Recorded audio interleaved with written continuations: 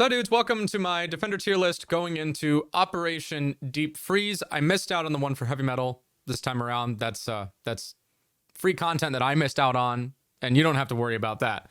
But the new guy, Tubarão, is a Defender, and he's at the beginning of the video on top of the tier list, but you're not going to know until the end of the video because clickbait. So I'm going to go through each of the Defenders from recently released to Legacy, right, vanilla, in order, and this whole thing is going to be filled up by the end of the video. So I'm going to try to do this all in one take, and let's just do it. So let's start off. Fenrir. Okay. Fenrir has a lot of things going for him. MP7's good. He's got a bailiff for sight setup, which is good. He's got barbed wire.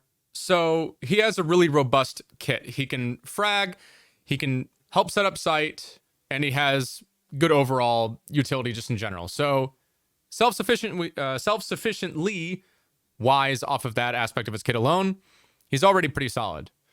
But the other aspect about Fenrir that makes him so good is the fact that his gadget in particular has certain kind of caveats to it that can be used to make them more difficult to get rid of, as opposed to other crowd controlling, other disruptive sort of gadgetry that will serve the same effect, like Melusi. He often gets compared to Melusi pretty frequently.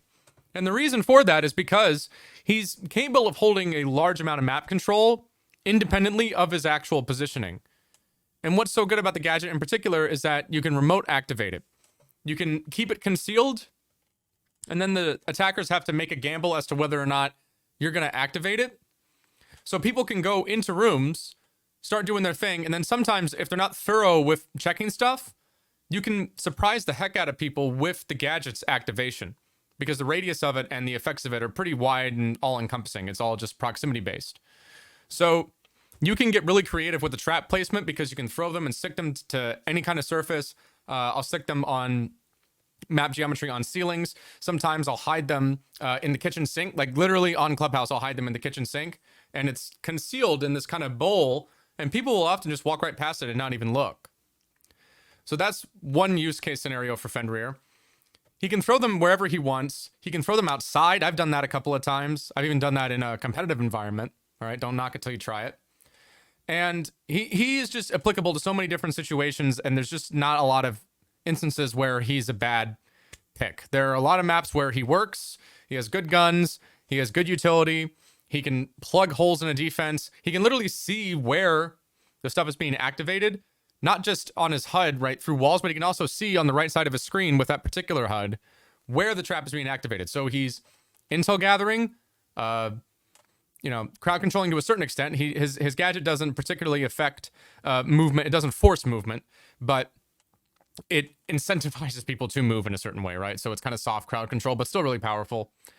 And yeah, he's an S tier character. There's a reason that he's getting banned a lot. And that's just how it be. A word from our sponsor, The Ridge. Gregor, why do you look like you're about to do a kickflip? Well, I'd like to kickflip for you. I'd like to kickflip for you the Hyperlime collection from The Ridge. I'm not suggesting that the Ridge marketing department get somebody to kickflip off of a Ridge wallet. I don't know why someone would suggest something like that. Guys, The Ridge makes lifestyle products, everyday carry items that take previously convoluted, bulky stuff and make them into something that's a lot more consolidated, a lot more sleek, a lot more efficient. Ridge wallets come in a variety of different styles and finishes. They hold up to 12 cards between two pieces of hard material like this, strapped together with an elastic band. The key case, it's two little pieces, right? And then you just, like that. It can't get any easier than that. Durable materials, a lifetime warranty. This one in particular is made of stainless steel. Guys, the weather is ripe for outdoorsy excursions, and you need to identify and see your stuff. You need a not dark black water bottle that's going to get mixed in with your sleeping bag, and then you can't find it when you're trying to tear the camp down. If all of this sounds good to you, you can participate in the holiday sale by going to ridge.com/Gregor. What you order, you can get up to 30% off through December 20th. Plus, if you use my link, all you have to do is enter an email address, and you can participate in a giveaway for $4,000 of Ridge stuff. No purchase necessary. That includes stuff like the wallet, the hat, the pen, the water bottle, blah, blah, blah. Thanks again to The Ridge for sponsoring this video. I'm gonna go do a kickflip.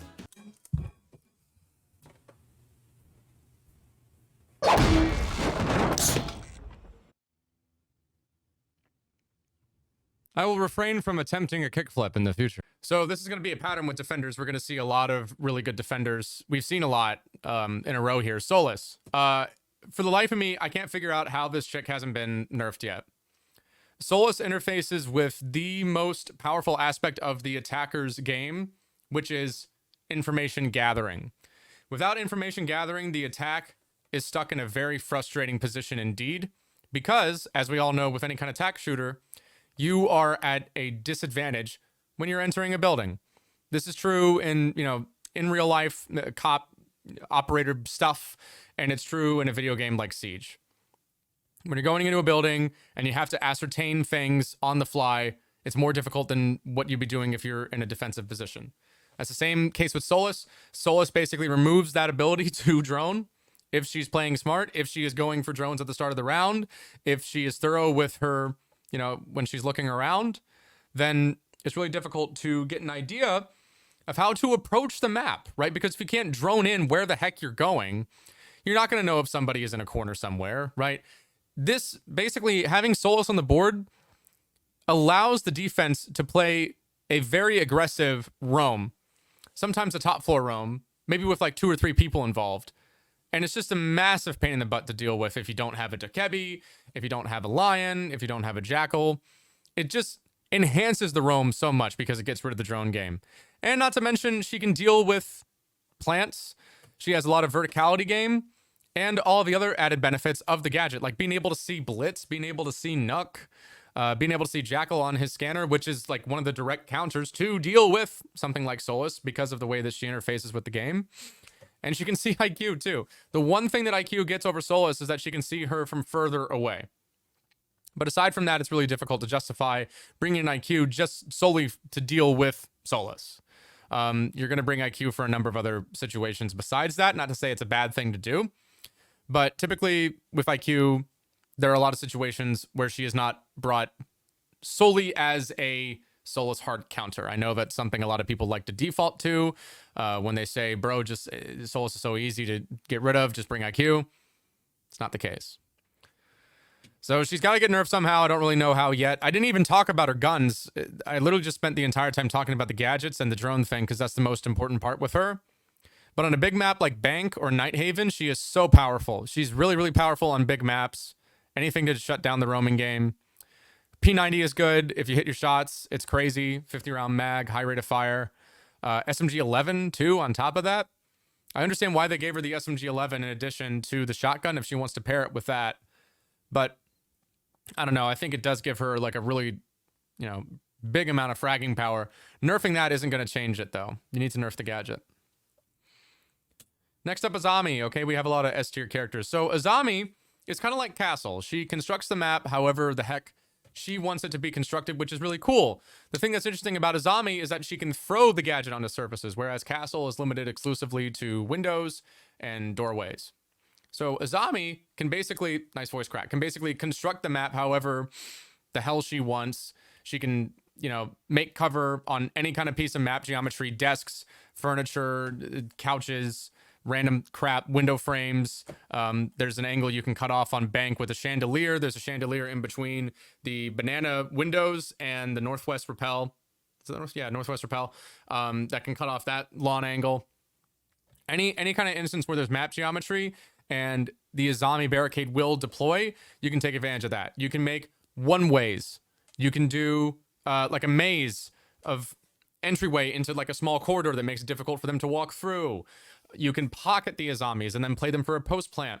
You can throw a whole bunch of them in a big hallway. That's something that I saw not too recently at the Atlanta Major. Somebody had them pocketed and then used them to just cut off the only access way that the attack had to make a play. Then they had to go around and they ran out of time.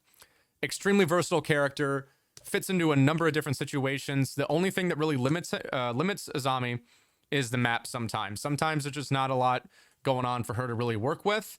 But on maps with a lot of like big open sight lines that you need to get plugged up, Azami is great for that. Good examples include top floor on Bank, really just Bank in general. She's really good. She's good at playing underneath for hatches, right? Cutting off hatch angles. Really good on clubhouse basement. Super versatile operator, fits in a number of different scenarios. You can rank up really quickly if you get really good at playing Azami. All right, next up, Thorn. So Thorn's kind of a fragger. She has a 1.5 SMG with pretty decent damage output, not a lot of recoil. I'm not going to say that Thorn is a crazy good operator, but she does have a decent gun, and the gadget it has its moments. It's not something that you're like, oh my gosh, we have to bring a Thorn. But every once in a while, a Thorn is just a nice little mix-up to throw in there. Similar kind of situation here with Fenrir, where you can throw the Thorn mine onto pretty much any kind of surface that you want. The trick therein, right, is to conceal it as much as you can. Conceal it in like nooks and crannies and stuff like that, where attackers aren't going to notice them until it's too late. You know, you can still throw them on doorways, and then people will adjust their movement accordingly as a result of that. But I do like to get a little bit more creative with them. Try to deviate somebody's crosshair placement as much as possible. That's, you know, one of the principles about playing trap operators well. Yeah, she has a deployable shield too, which is something that gives her a little bit more pick rate, more of a pick rate boost. It's not uncommon to see somebody just kind of default to Thorn because they're comfortable with the gun. Even in a competitive environment, that's obviously, you know, not a bad idea. She's a solid roamer, and she's just kind of, you know, she's there. Thunderbird got hit really hard by the nerf recently. I still think Thunderbird is a good ranked operator.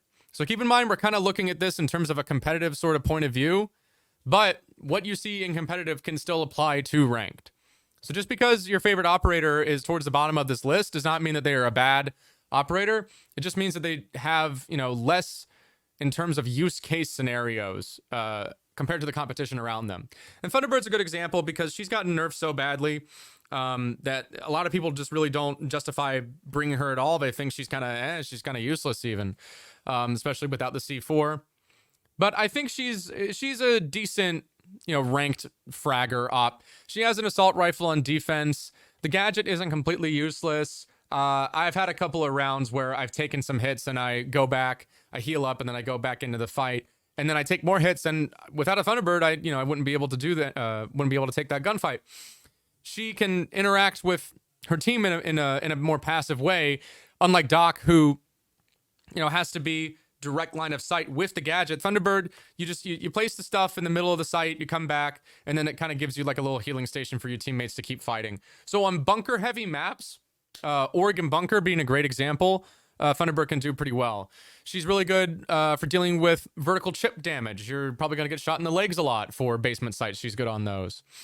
But aside from that, you know, kind of a limited amount of utility, not a lot of like actionable, you know, observable, like, oh my gosh, look at this, the Thunderbird like saved the day. It just kind of happens in the background, and as a result, she's not as high. Aruni, I haven't seen as much of her recently, which is interesting because I don't think she's particularly, you know, I don't think she's gotten worse. She's remained relatively untouched throughout, I guess, like the last year and a half. She's still useful for the same reasons that she was useful before. So Aruni can plug in gaps on a number of sites where especially there are windows. Chalet is a great map for Aruni because of the heavy amount of window play on that map, especially Consulate too, good example. Maps where you expect people to be throwing nades to try and make plays happen, Chalet top floor being a good example. Aruni's really good on that site because of her ability to block off the windows from nade play, right? Because the laser gates eat grenades. So that's not insignificant. I mean, sometimes you can double up an Aruni with the Wamai, with the Jager to really deal with the grenade catch. She's really good at shutting down Ying plays, for instance, right from outside. That's something that you can bring her for. Her gun is good. She helps with site setup with the robot arm.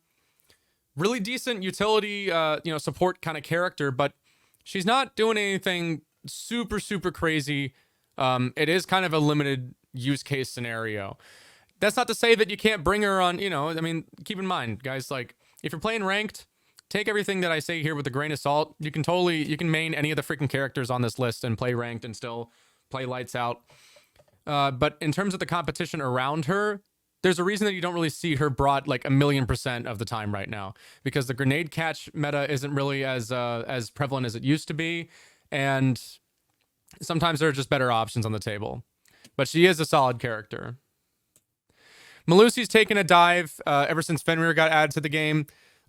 People will bring Fenrir up for a top floor extended roam, and sometimes I will still do this with Melusi. The 3 armor nerf really hit her badly.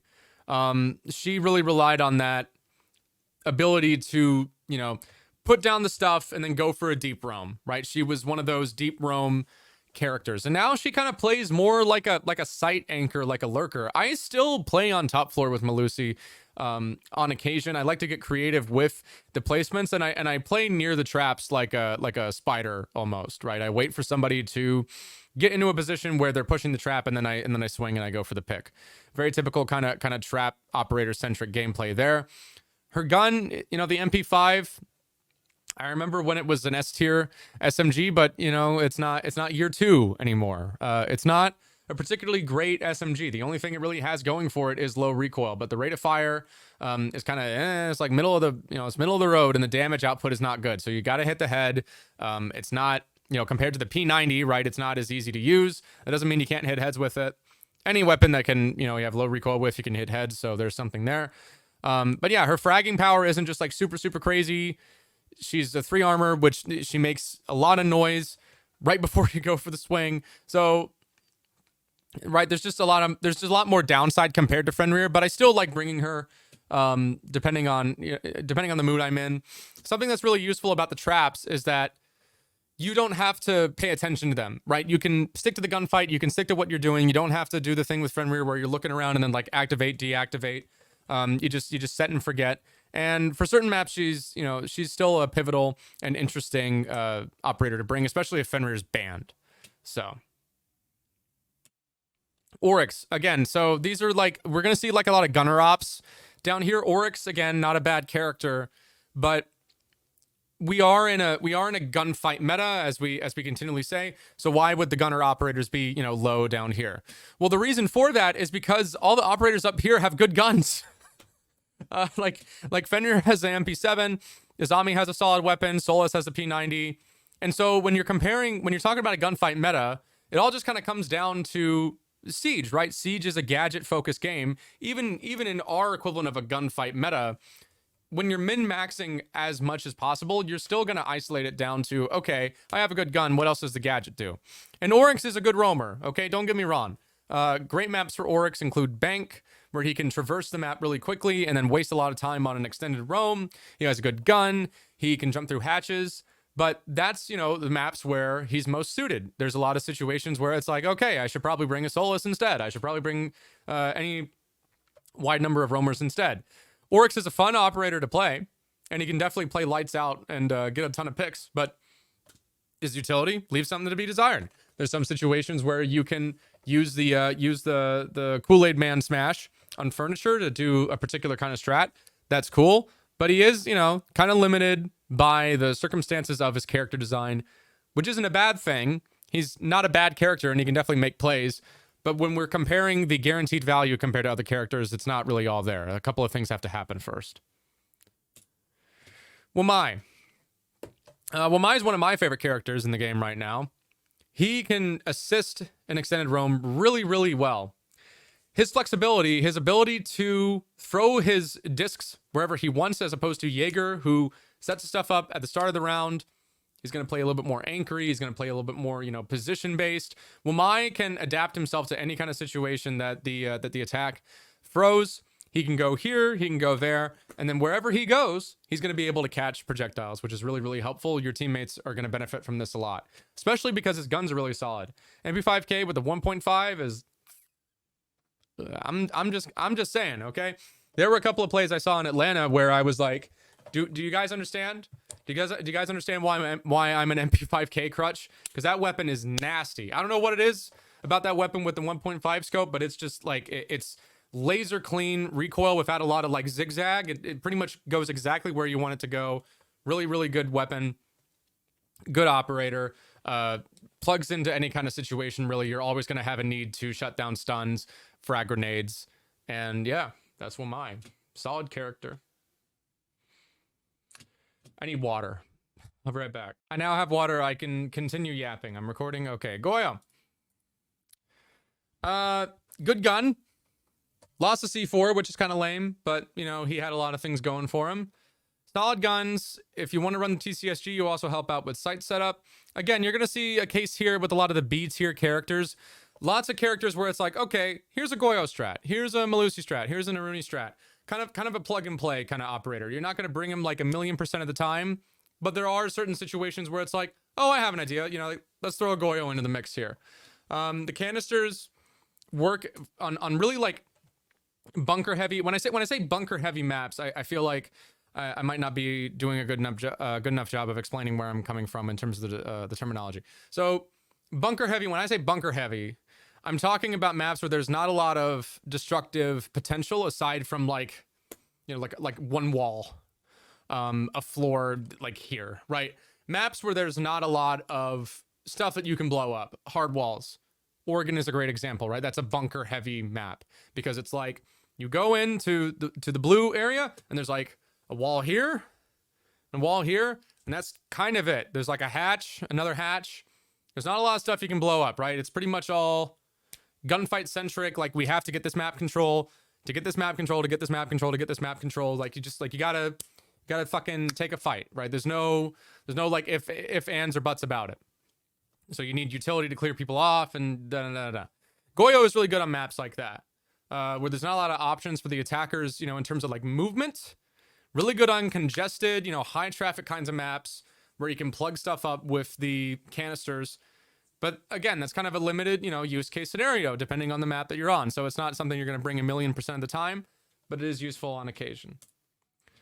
Warden got nerfed relatively recently. I still think he's a pretty solid roamer. He still gets a decent amount of traffic. He still gets a decent amount of play in a competitive environment just because his gun is good and he can play sight and not have to worry about flashes, which is nice.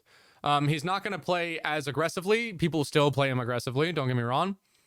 You know, you'll still find a way to make a 3-armored kind of roamer work. Look at Doc players. Look at Rook players. Okay, that's not going to stop them. But with Warden, you do have the added benefit of just like, okay, good example, cafe pixel spot. I'm going to sit here, and then they're going to burn ADSs, and then I can't get flashed. I'm chilling. Unless they name me off at the position, I'm not moving. So he's really good at those kinds of like pocket, like corner positions. Like, I am here. I'm not moving. You can't flash me off at the spot. You need better util than that. And that's good. He can also deny smoke plants. That's a solid benefit of the character as well. And he shuts down Ying, which is big Ying counter. All right, so now we're getting into interesting territory here. So what's something that's going to be useful for shutting down the attackers wanting to gunfight meta you? So you want to play gunfight meta. How do they stop you from doing it? Information, right? That's why Solis is up here. So on another note, we have a character that's a little bit higher than I think some people might suspect, Mozzie. So Mozzie's guns are good. He's a 2-speed, which gives him flexibility. And really important, he can catch drones, right? Or he can stop drones from droning certain things.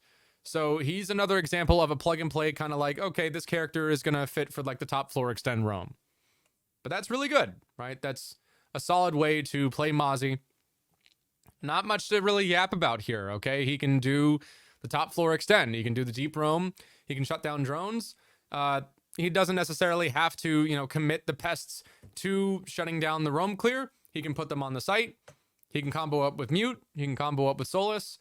So Solis and Mozzie together on the same team shut down the drone game considerably. Massive pain in the butt. Helps out a lot. Not much to talk about there. You know, it's pretty simple. Kaed. Oh my goodness. Kaed is one of the premier like shock, you know, wall deny characters right now. The big thing is that he shuts down hatches on sites where that's important. It's not irrelevant from the equation, okay? It plays a really big factor in terms of shutting down what the attackers do in terms of the site execute. There are a lot of maps where if you don't get hatch control, it's pretty much impossible to make the kind of play that you want for the site hit. There's a timing game you play, right? Everybody drops like at the same time, and then that forces angles that the defenders don't want to get caught in. So without hatch play, the attackers sometimes don't really have a lot of options, and with a Kaed on the board, that makes it a lot more difficult to, you know, play off of. not only for hatches, but he can also, I mean, he's the wall deny guy, right? That's what he does. And it's not an irrelevant component of the game anymore, you know, as much as people want to think it is. TCSG, good gun, or the AUG if you want to run that. C4, he just like, he brings so much powerful util, like he's just up here on util alone, even if the gunfighting is kind of like, eh. And, you know, the TCSG is good too, right? Side setup, 2x scope, what do you want? Clash, I really don't want to get into it with Clash. So there's no, honestly, the only character on this list, and I'm going to get to them, the only character on this list, I can't think of that many that I'm going to put lower. But with Clash, there's not a single character in the Rainbow Six Siege that does not plug into like one particular kind of strat, okay? Every character can do something in this game that's like the beauty of it. They're not going to do it a lot of the time, right? You know, Fenrir and Solis, for example, up here, they're going to get a lot more leverage than other characters. But with Clash, you just lose a gun. You lose a gun, and it's just a massive pain in the butt. So many things have to go well against a coordinated team for you to get a benefit out of Clash. In ranked, yeah, she's annoying. I don't like playing against her in ranked either. I don't like playing against shields in general because I suck.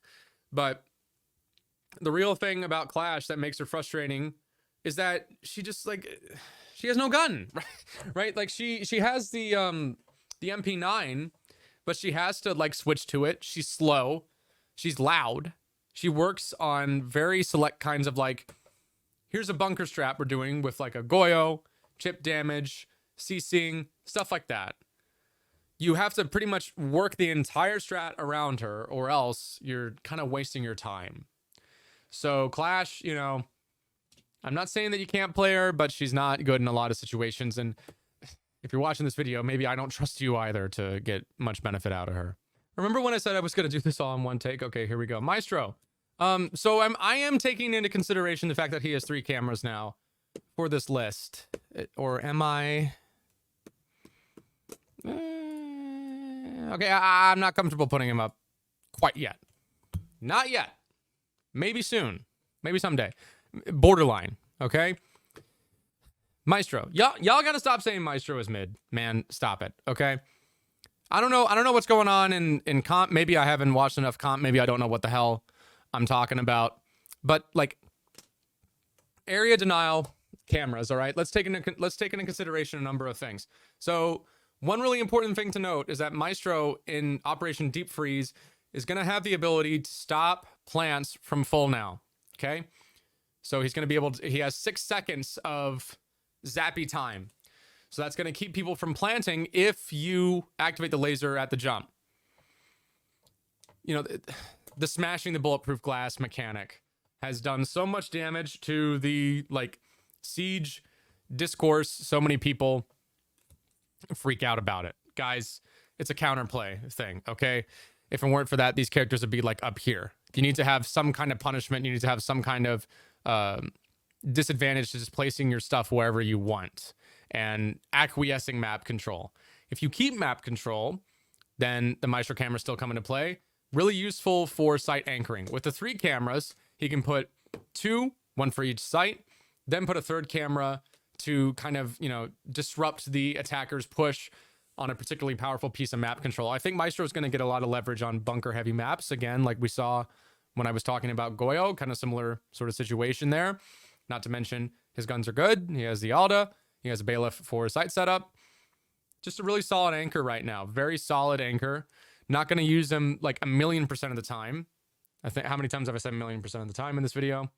Let me know in the comments down below. But just a good character. I don't really get what the heck people are talking about. Okay, yeah, you can melee it. You have EMPs. You have Gone 6. Oh my gosh, counters? Counters in my hero shooter? Yes. Welcome to video games. Like, I don't, it's so crazy, you know, like you say something about a character and they're like, oh, but what about this? What about this character that counters this character? Yeah, dude.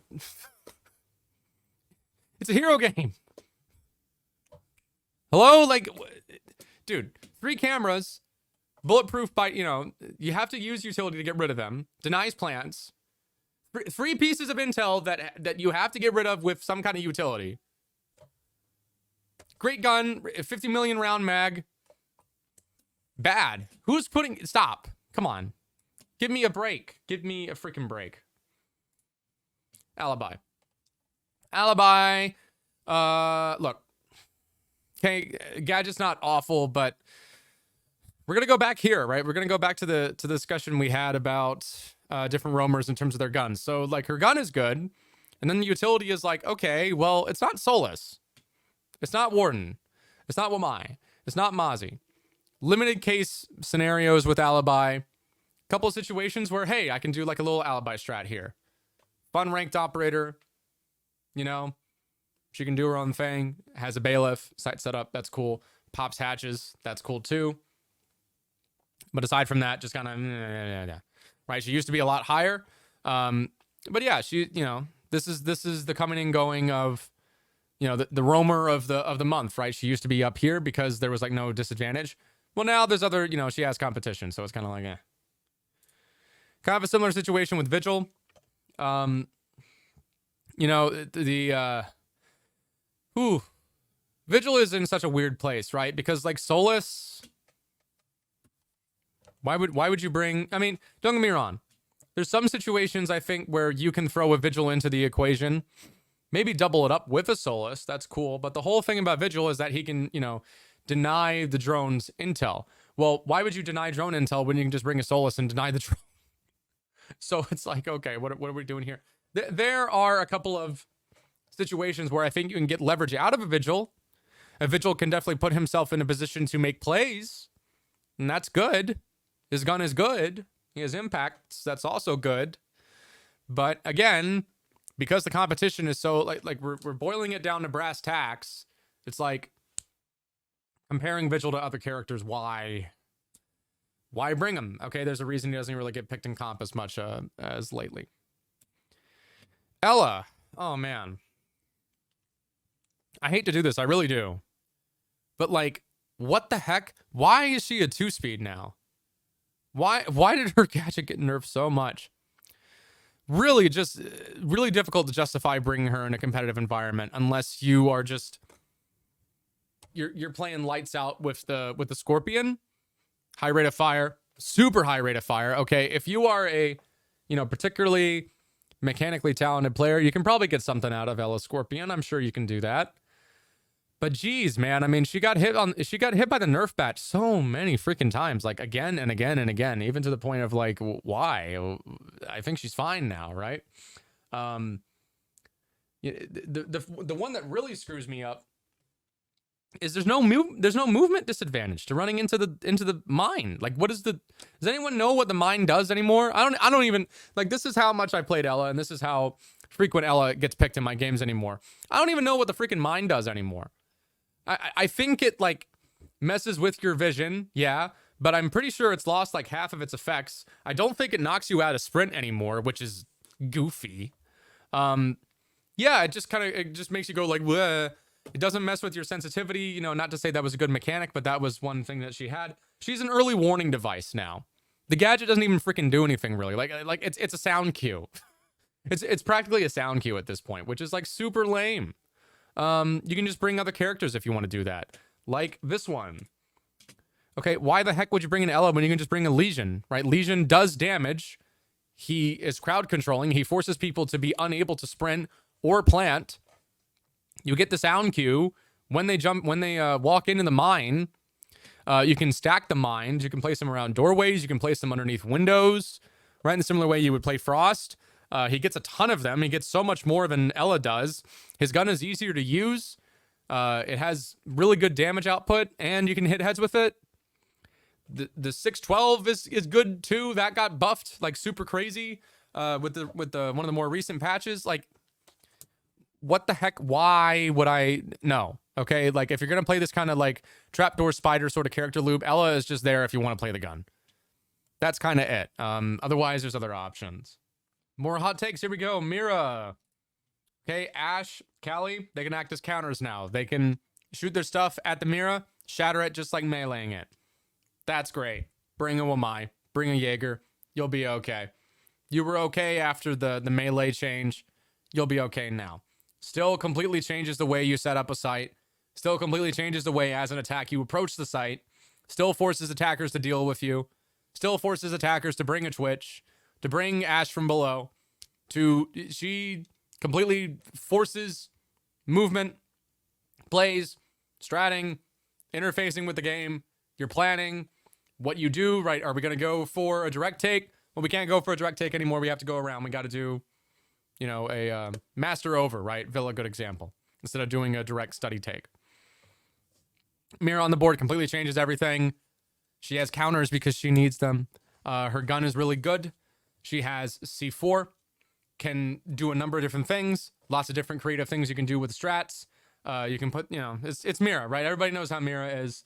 Kind of a self-report if you think, I've seen people say, oh, she's useless now after the nerf. I don't know what to do with you people. I don't. I'm sorry. Like, do I sound kind of irritable lately? I don't know what it is with siegeisms. I feel like the crowds that, you know, you run into at LANs, like at the Atlanta Major, you know, you have a completely different mindset, completely different approach to how the game is conveyed and talked about there. And then I go back online and then it's, oh, my favorite character. You got Mira's fine. Deal with it. Okay, Echo. Denies plants. Something that happened at the Major. The drone went up and then you weren't able to tell right away that it wasn't going to the ceiling, and then it goes up and then you can't deny the plant. Some people have advocated for a system where the drone will like shoot and then you can see on your HUD whether or not it's going to go up, whether it's going to stick to the ceiling. I don't think that's a bad idea. I think that'd be a fun quality of life change. The Supernova is crazy. It's a sniper. You can use a yokai on the site to anchor with. You can use it for an extended roam. You can use it on the top floor. You can make the drone go outside for a bit, scan. Somebody can go for a run out, stuff like that. You can get really creative with the yokai. You can play the yokais aggressively. That's not something that's completely off the table. You can, you know, versatile character, fun operator to get good with, fun operator to learn. Again, not going to be used all the time in competitive, but plugs in for a certain kind of strat, and he's useful. Echo has his usage. Cav, ranked character, not a comp character. I think I've seen her maybe once, twice, 3 times in my life in a Pro League game. Cav is an iconic character. She's one of the more well-known ones in ranked, not in comp. You're not going to have enough time to get the interrogation off. People play too close to each other. People play too much in terms of, you know, trading each other out. People play Siege like a team, right? And Cav preys on, you know, teams that don't play like a team. That's Cav. That's ranked up. All right, more S tier characters. Valk still gets banned a pretty significant amount of time. You got to think, if we're in a gunfight meta, what's going to help you out a lot? Information plus gun equals free picks equals map control kept equals the round is over if you kill the other team, and Valk can help you kill the other team. Unless you bring an IQ, it's sometimes going to be difficult to ascertain where the hell the cameras are, which is a very powerful thing in and of itself. Fits on any kind of map, especially vertically minded maps with a lot of floorboards. Play for the C4. You're familiar with all this stuff already, probably. Right? There's like, can you think of one situation where it's like, oh wow, not a Valk? No, not really, right? She brings so much. She brings so much to the table. But I do kind of like, you know, even if the game is a little bit top heavy here, I guess in terms of the pick rate chart you can see for S tier characters, I do like that there are, you know, a number of options that are like borderline OP. Because if it was just one person, that'd be kind of boring, right?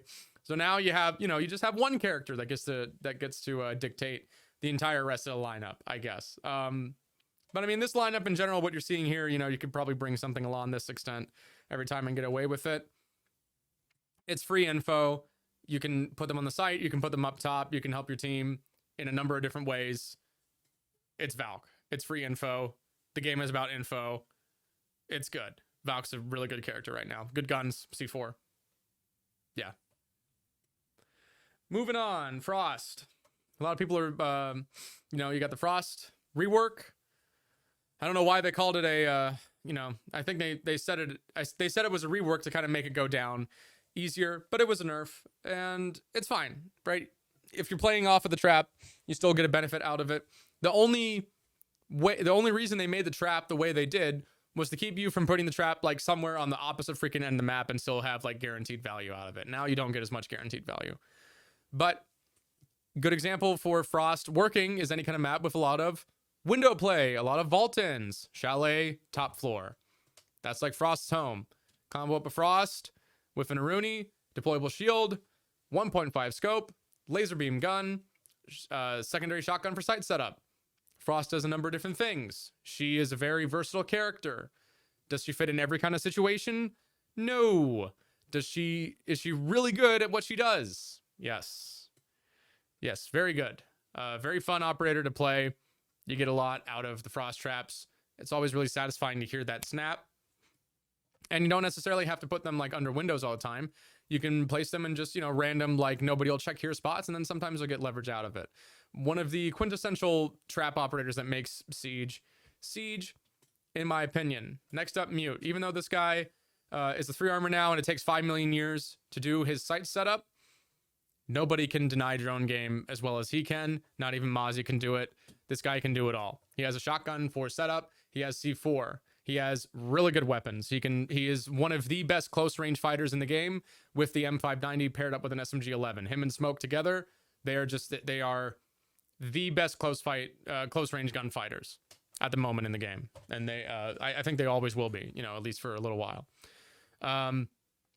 Obviously you have the added benefit of the jammers working on walls, which is really, really cool. Couple of downsides to the jammers, right? They're easy to get rid of, which, you know, isn't great, but they'll do in a pinch. They can, you know, kind of plug in that hole of the strat if there is one. Helps out with the anti-drone game, helps out your roamers.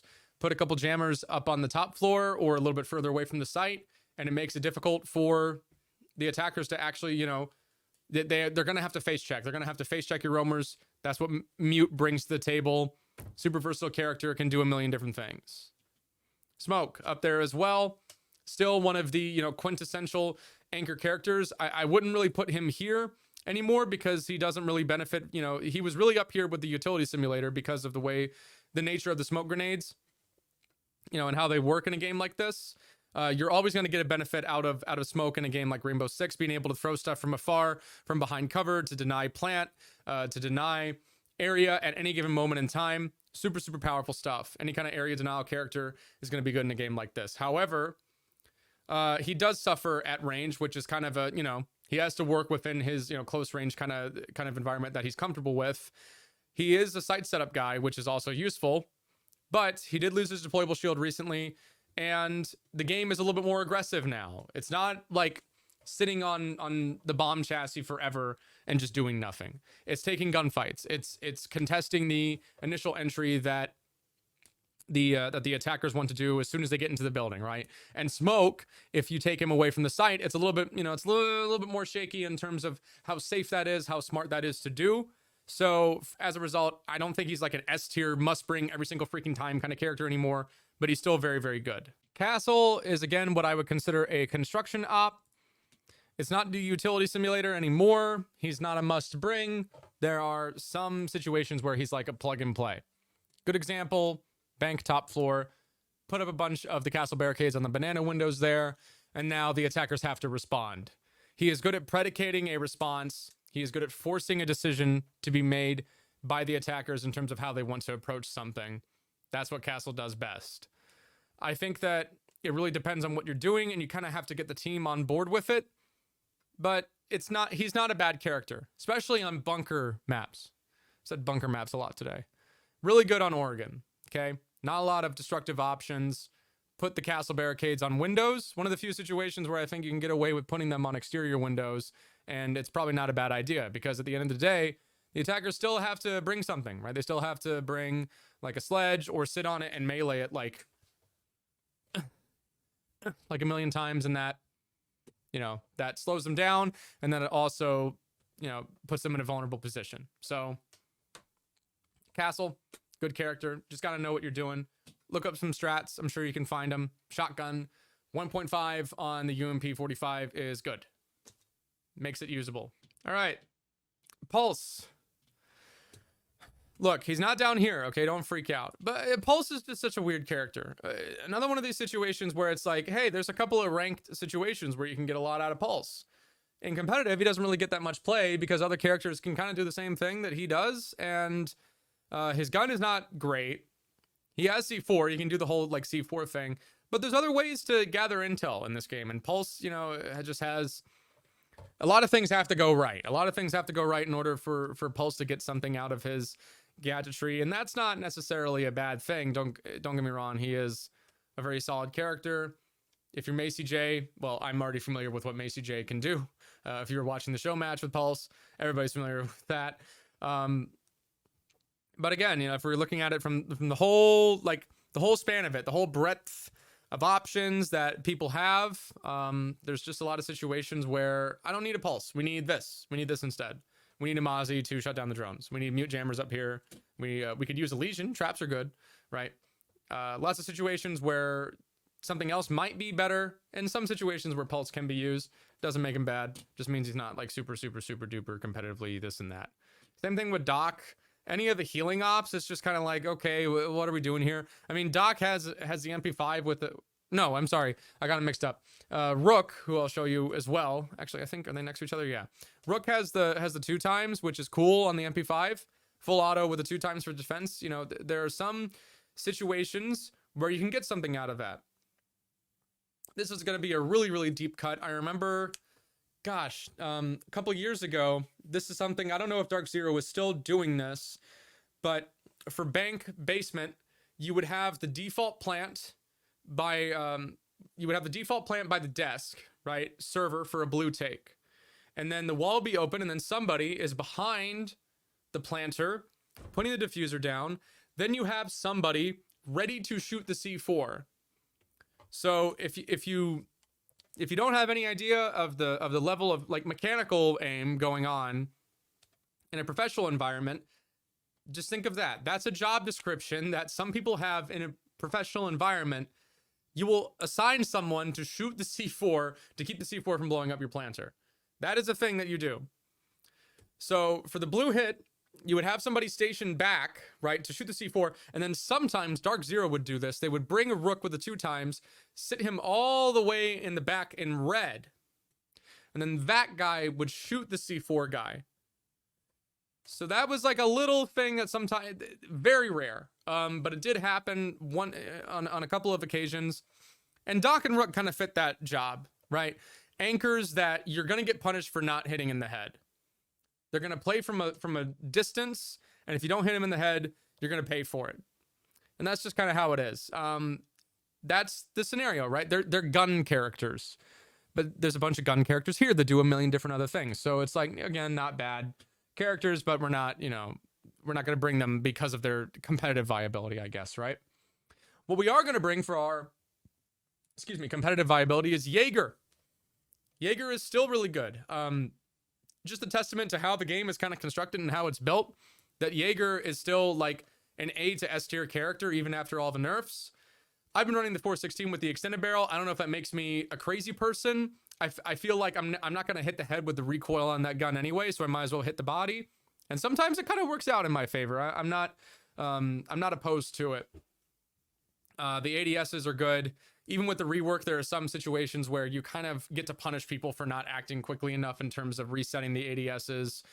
Put them out for like Cafe Bakery is a good example where you just want to like sit pretty on a spot and just go, I'm not moving. You have to gunfight me. And that's how Jager does it. Any kind of game like this where grenade catch is useful, characters like Wamai and Jager are going to be really useful. And then Bandits, you know, we have the trifecta of wall denial stuff. Bandit's kind of right? Bandit is good for the bandit trick, but you have so many different options that you can do to get rid of bandit tricking. It's not to say that it's not useful. I know a lot of people will say, well, for main walls, it's not really a thing. True, to an extent. But for tertiary, am I saying that right? Tertiary walls, con wall on Clubhouse being a good example.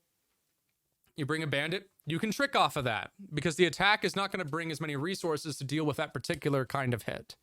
So really good at shutting down Hibana, right? If Hibana wants to make a play, oh, hey, can I go to this other wall? And then Bandit goes, nah, I don't know about that.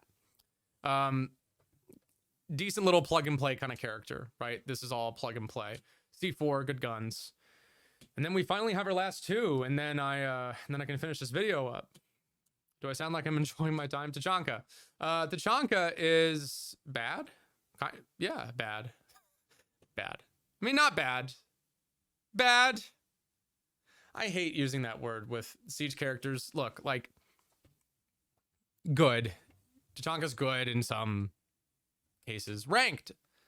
I'm not gonna pull a ranked meme here, okay? But I'm Diamond 4. Right, I'm Diamond 1. No, anyway. I'm Diamond 4. Not that like that really fucking amounts to anything.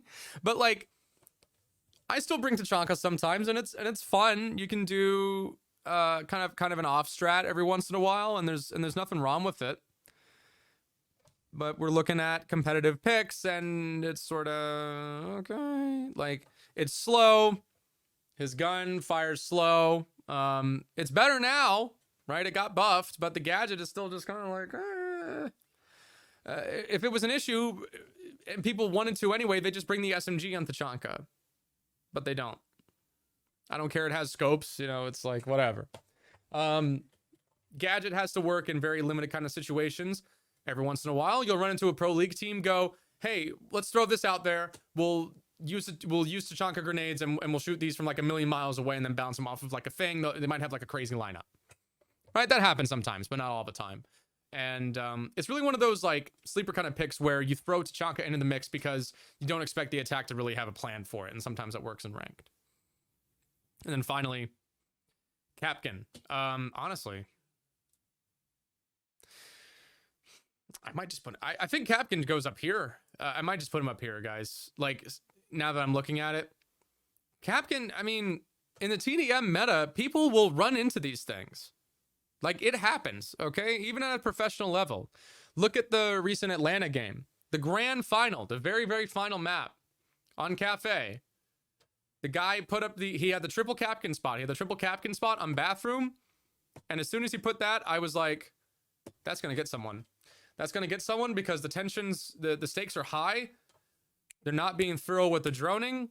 And it's at an angle where it's like, there's like door frame, and then really, really hard kind of like cut angle on the inside where it's so easy to just like glaze over that blind spot. It's literally just like a human nature exploit here, okay? I know that people optimize too much in siege planning, man. Everybody, I swear, everybody thinks that, oh, well, no one's ever, well, a robot will be thorough about this and not make a mistake. Yeah, dude, if they are a robot, human beings make mistakes. And in a game like Siege, people will make mistakes, and you can capitalize on mistakes. And Kapkan is the king of that. It happens, dude.